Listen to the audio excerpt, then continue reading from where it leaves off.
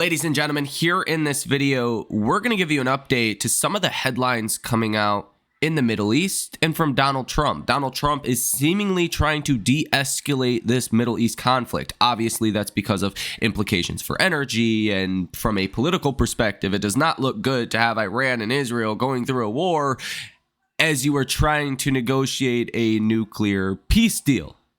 Okay.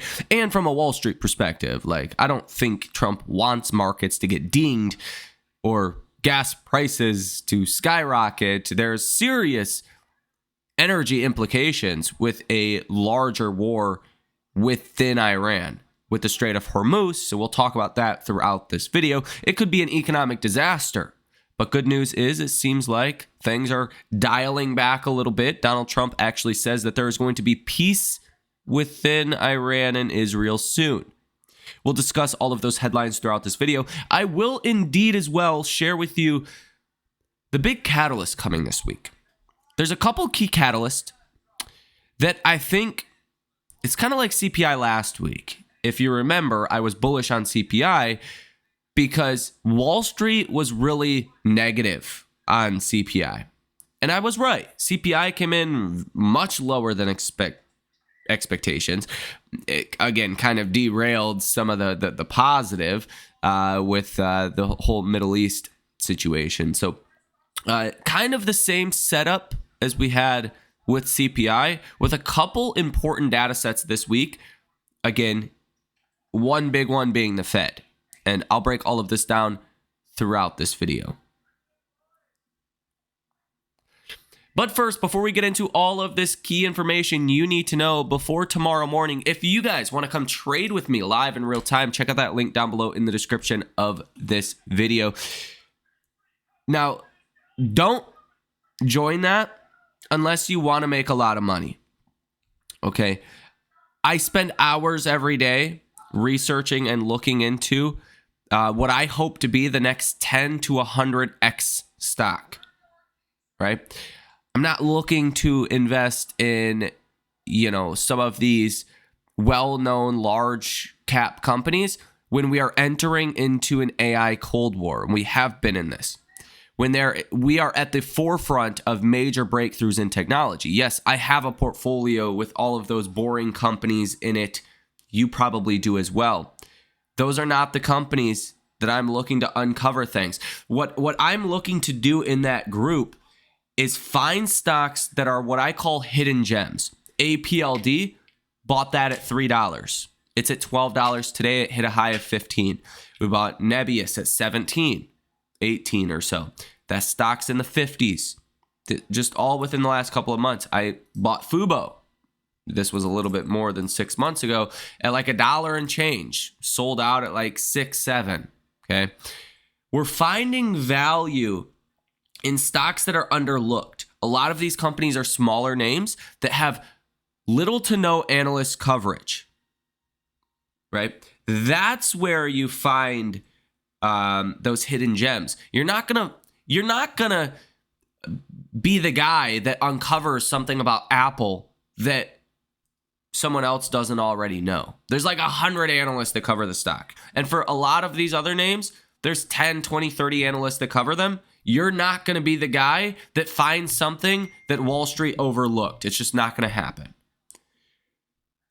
With that said, there is a couple stocks I recently bought that I think could be big winners that are underlooked and undercovered. And there's a couple others I'm looking at as well that I'm optimistic could be big as well. Another big one we had just recently actually was Novartis Semiconductors. I think I'm saying that right.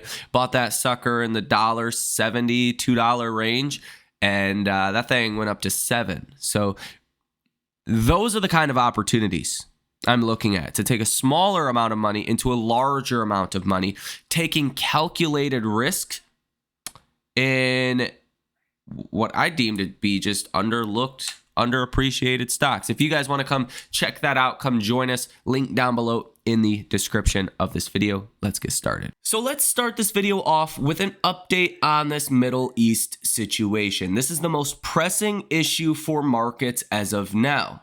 I've said this from day one, though. It's not about the war. It's not about conflict. Like, Wall Street could care less if people are dying. That's the harsh reality. That's not what moves markets. People ask me why I didn't cover the Congress people that, were over this weekend. It's because markets don't care. They're not going to react to that. As horrible as all of these things are, Wall Street's not going to react to it.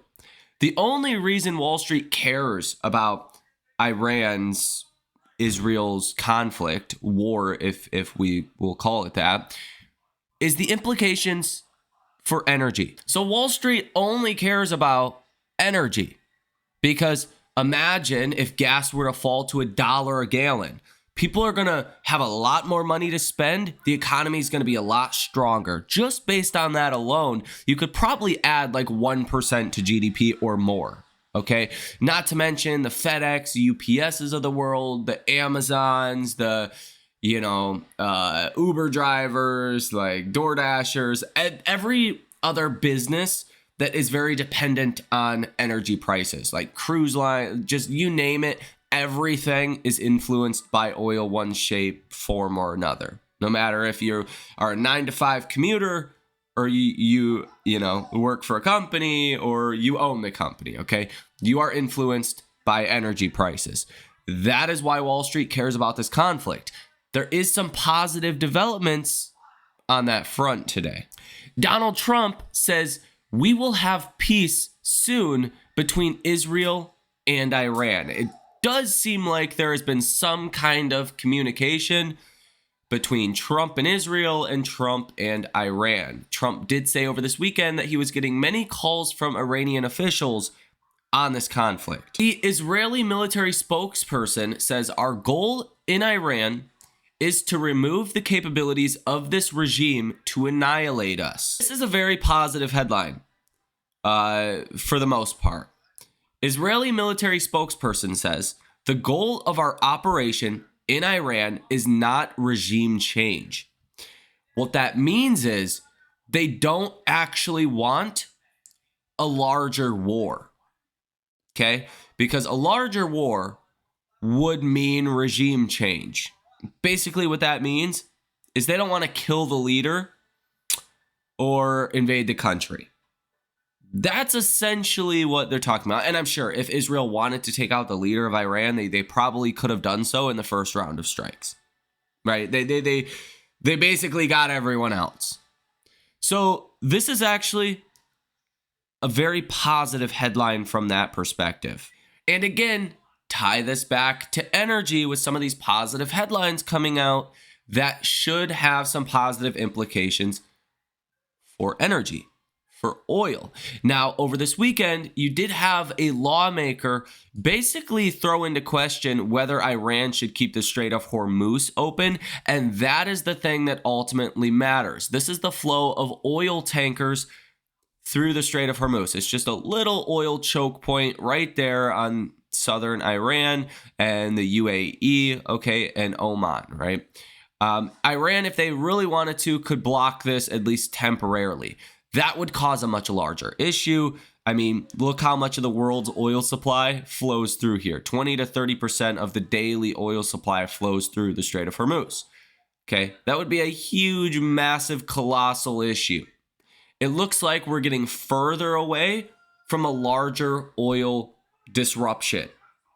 So that seems positive over this weekend, even though there's been a lot of missiles hitting each country and death and destruction. From an oil perspective, it does look like some of these comments coming out here midday Sunday look positive. Russia's Dmitriev says that Russia can play a key role in mediating the Iran-Israel conflict. So again, seems a little de-escalatory. But not all comments were good. Okay, this one doesn't sound as good. Donald Trump says the U.S.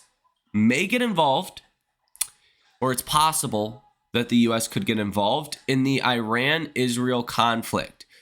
I think that's kind of what everyone already knew, though. Like, that's always a possibility, especially, again, if Iran tried to cut off the Strait of Hormuz. We would be involved within hours not days, weeks, months, any of that, within hours or minutes potentially, we would be involved in that.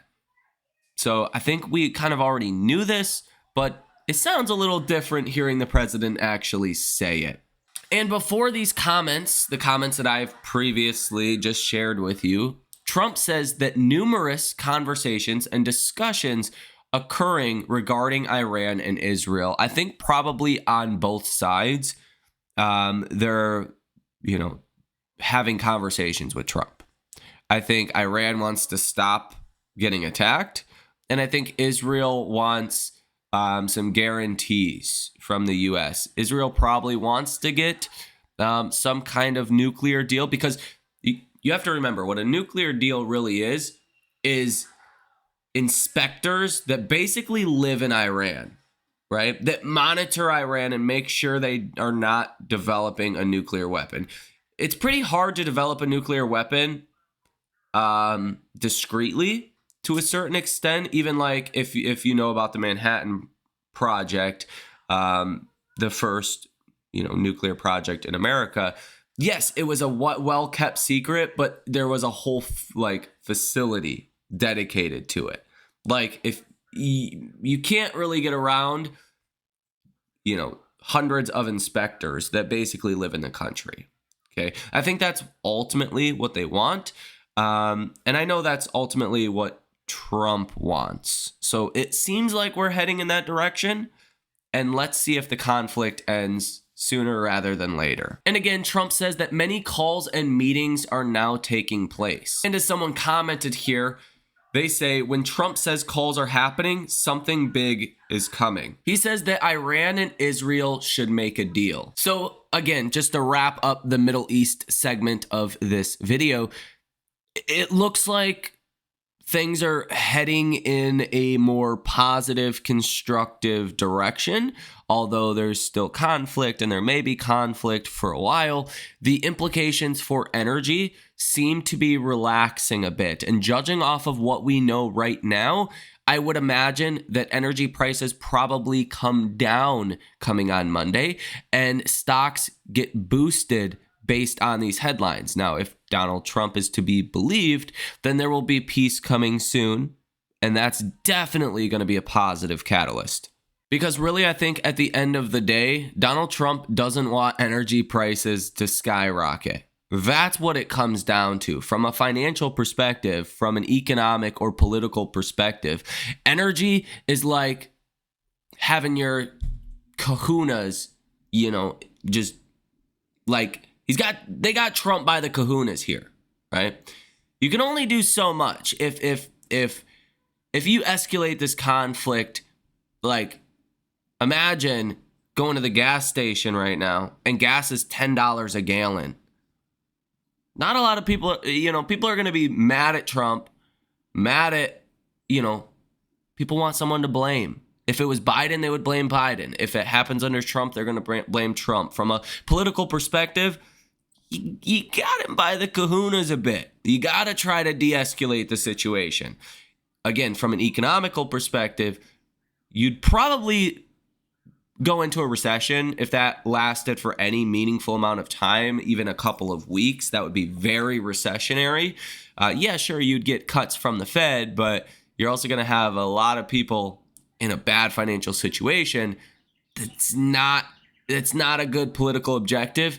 Again, considering midterms are like 9 months from now, something like that. I don't keep up with politics like you guys would think I do, just what affects markets. But I know midterms come up, in the not so distant future, and yeah, that would definitely not look good. Again, wrapping this up, from a financial perspective, it's in the United States' best interest to de-escalate the situation. I think that's what Trump's trying to do today, and I don't think it's a huge shocker that he's doing it here on Sunday, and markets are probably going to react positively to this coming tomorrow. So just to run through this quickly, we have some earnings this week. Monday, you have Digital Turbine, Pet Meds, couple others in after hours. Lennar going to obviously be the biggest one there. Tuesday pre-market, Jabble, Not sure if I'm saying that right. Beyond Air and After Hours and Lazy Boy. Wednesday pre-market Aora. Wednesday and After Hours Smith & Wesson. Nothing on Thursday. Friday, you have Kroger, Accenture, and Darden restaurants, as well as CarMax that report pre-market, which some of those could actually be kind of important. Again, Darden with the consumer. Accenture has its own place as well. Also being reported in the news early this morning that I honestly didn't see until now. Iranian foreign minister says we will halt attacks on Israel if Israel ceases its strikes. So again, just add that to the positive developments that we've covered in this video. Now let's get into the economic data for this week. Tomorrow, New York Empire State Manufacturing Index and 20-year bond auction. I think markets are mainly going to be focused on the developments in the Middle East and actually the positive developments about bringing that conflict potentially to an end. Tuesday, you have retail sales month over month. Here's the deal. Last month, you were positive 0.1%. You're expecting negative 0.5%. This is like the same setup as CPI. I've almost feel like this is like deja vu with a different data set. Wall Street's really negative on retail sales. It's probably going to come in better than expected. That should be a positive catalyst for markets. Stronger, better growth is always a good thing. It's never a negative thing. I don't care what's going on with the Fed or with inflation or anything else. Good growth is good growth. That is good news. Okay. You will get export prices, import prices month over month. Different things as well, year over year, industrial production, capacity utilization, inventory numbers. Again, Wall Street's going to focus on the headline retail sales number. The NAHB Housing Market Index will also come out, and then a 5-year TIPS auction. TIPS stands for Treasury Inflation Protected Securities. So this is a 5-year TIPS auction. It's one of the ways you can kind of calculate inflation break-even numbers. The last one we had was 1.70%. I think this was a while ago, though. So I don't think we've had one of those auctions in a little while here. Wednesday, not really going to get too much besides initial jobless claims. Again, I see this as kind of the same as retail sales. You're expecting 255,000. You're getting up to some pretty damn high numbers here for weekly initial jobless claims. Last week was 248,000, and I believe the estimates keep going higher because the last 2 or 3 weeks, initial jobless claims have continued to move higher. One of these weeks, you're going to come in on the lower side, and that's going to be seen as positive for markets. But again, if you start to approach like 300,000 on initial jobless claims, Wall Street is going to get very nervous. So that is one that I am actually watching pretty closely in this upcoming week coming out on Wednesday. Now you get building permits for May and housing starts for May as well. Wall Street doesn't really care about that all too much. But the big data really for Wednesday is the Fed. So you have the interest rate decision, which the Fed is not expected to do anything. They're not expected to raise rates or cut rates. But you get a new summary of economic projections. I hope by now you know what that is. It is the dot plot, where Fed officials plug in their estimates for GDP, for PCE, for the unemployment rate, for GDP. Okay, they all give their own estimates. You don't know who marks where. It comes in a range, and then you get the average. But you also see, like, if there was a really big bear or if there was a really big bull or, you know, the skew to it. What we're really going to want to watch is what changed from the last summary of economic projections. This is the last summary of economic projections that we got, okay? What really matters here is this column. It is the median. But what I also like to look at as well is the range, because it's showing you what the lowest person marked and what the highest person marked. So the biggest bull or biggest hawk or biggest dove within the Fed. So this summary of economic projections was from March 19th. Now, keep in mind, March 19th, when was Liberation Day? Wasn't it April? me just double check. It was like April. Yeah, April 2nd. Okay, day after my birthday. I should have known that off top. Nonetheless, this was before quote unquote Liberation Day. Nothing changed in the median targets for the federal funds rate projection. Okay, they all stay the same for 2025 at 3.9%, 3.4%, 3.1% for 2027. Longer run at 3%. Literally nothing changed in that column. Now, GDP was revised lower for 2025. Unemployment rate was revised up a little bit, and inflation projections also were revised up a little bit. Here's the deal. For this next summary of economic projections, the Fed is kind of in a really weird place because, back in March, back especially like April, the last Fed meeting, the Fed's been on the hawkish side. Like, they're expecting inflation to some degree, especially like Fed Goolsbee and some of the other, Fed officials. Fed Williams has been one of the biggest doves. But in aggregate, they've been expecting inflation. They've been in this whole, quote, wait and see position. But we've gotten, 2 CPI reports since April now, since tariffs went into effect, and you haven't seen the inflation. No inflation at all, as I've predicted. So with these estimates, the Fed already kind of front ran what tariffs could look like, right? With raising their PCE, core PCE projections by the end of 2025. Last, in this dot plot, in December, I should say, they were at 2.5%. On March 19th, they raised those projections to 2.8%. I don't think there's any logical way you can justify raising them again. We're not seeing inflation. How do you raise them again? They already front ran this. Here's the important part.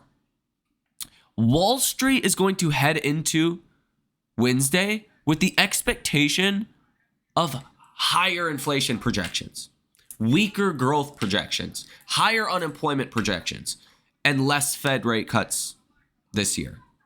Okay? Look at it like this. The Fed was really hawkish. They've been hawkish. Okay?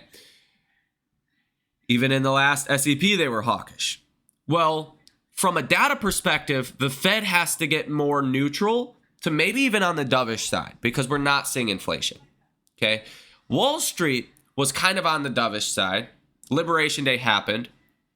We went to the hawkish side. And we're still stuck there. Wall Street is still stuck with this mentality that the Fed is not going to be cutting rates this year. You know how many people I've heard on CNBC or major banks say no rate cuts this year? Even though we're pricing in 2 rate cuts this year. Like markets are pricing in 2. A lot of Wall Street is still really, really hawkish. They're still going into this Wednesday expecting the Fed to be hawkish. I think the Fed is going to be a lot more dovish than Wall Street thinks. You have to be. We've had 2 months of CPI since Liberation Day and 0 signs of inflation. Not one sign at all. We are tracking below trend on inflation. Below 2%. If you extrapolate the last 2 months of CPI data, you're at like 1%, give or take, 12-month CPI rate or PCE rate. There's no inflation problem, in other words. That, I think, is going to be a massive catalyst for stocks midweek. In other words, let me put this as simply as I possibly can. There is a 0% chance, in my view, that we're going to be sitting there Wednesday and get hawkishly surprised by the Fed. Because, again, markets are already hawkish. So, to be hawkishly surprised by the Fed, if the Fed is more hawkish than we think they're going to be, they're going to have to be, super hawk. And there's nothing that says they should be, right? Definitely not in CPI. If you look at something like initial jobless claims or retail sales expectations, supposedly coming in negative, Q1 GDP being negative, there is zero reason why the Fed would be hawkish at this point. So hopefully this makes sense. I know it's really freaking complicated. It's for this is something I've specialized in, market psychology, for the last couple of years. Pricing, right? What the markets have been pricing in. And it's even hard for me to explain. So let me just summarize that again, just so we're all on the same page, because this could make or lose you a lot of money coming on Wednesday. Okay. Wall Street, very hawkish. The Fed has been very hawkish. So Wall Street on paper is right to be hawkish heading into Wednesday and Fed expectations for the dot plot. The reality is the data has been far less hawkish than where the hawkishness the Fed has been at. So the Fed's going to have to be more dovish. They have to be. There is a 0% chance, I think, that the Fed is even more hawkish than the markets. If the Fed is more hawkish than the markets, stocks are going to fall. If the Fed is less hawkish than the markets are going to rise. Simple as that. It's based on expectations. Vice versa. If we were super dovish heading into any Fed meeting and then the Fed's really bearish, really hawkish, stocks are always going to fall 99.9% of the time. If we're really, hawkish heading into a Fed meeting and the Fed's dovish, stocks rise 99.9% of the time. It's actually as simple as that. I actually think, again, believe it or not, we get the Israel-Iran situation simmering down a bit. We get a beat on retail sales, and we get Jerome Powell being less hawkish than we think he's going to be, which is 100% likelihood in my view. Again, I'm not a financial advisor. I'm not a financial planner. I just think Wall Street's way too hawkish heading into this Fed meeting, and the Fed's going to be more dovish than we expect. Simple as that. That leads to new all-time highs. The combination of those three things leads to new all-time highs and leads to a chase in markets. That's my view. Could be wrong there. Maybe the war in the Middle East does not simmer down. Maybe retail sales are much worse than expected. Maybe the Fed is slightly more dovish, but still kind of hawkish. And then we're kind of in the same boat as we are right now. I think the odds are moving in the positive direction for markets. That's what I was kind of saying even during the 20% decline that stocks had via tariffs. After some of the China stuff, it's like we had ripped the Band-Aid off.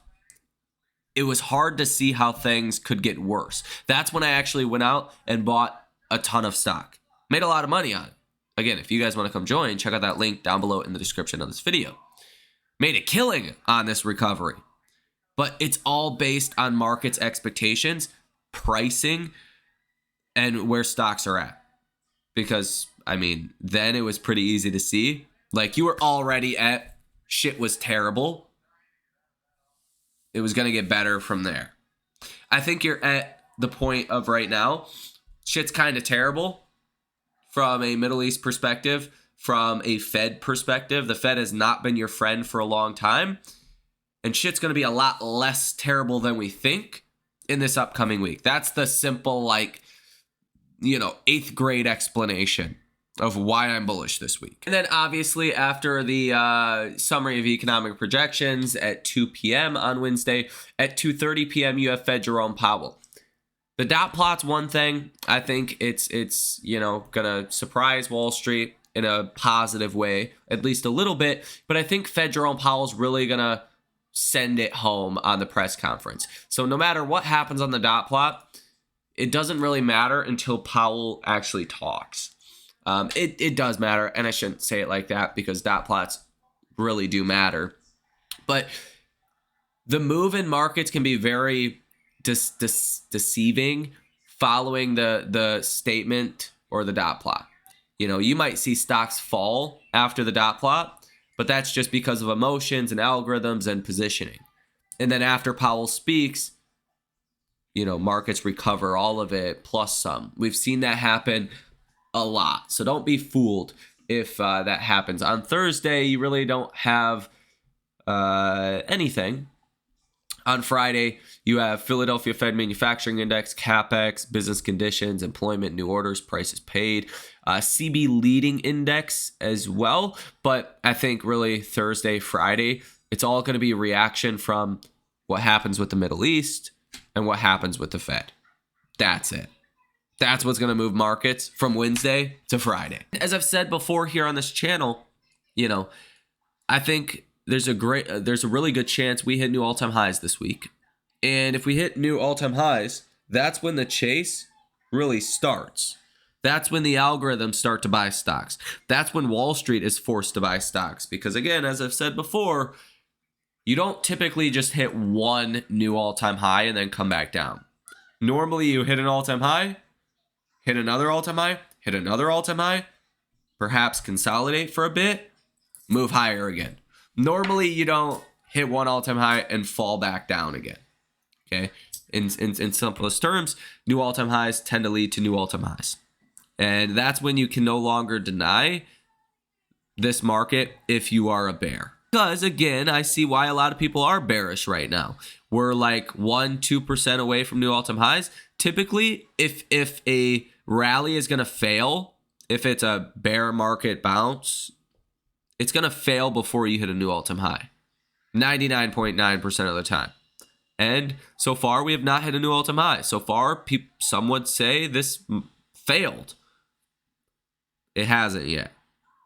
This week's going to be critical from that perspective, and I just so happen to be pretty damn bullish on this week. So let me know your thoughts on all of this down below in the comment section. Ladies and gentlemen, have a great rest of your day, and I will see you in the next one.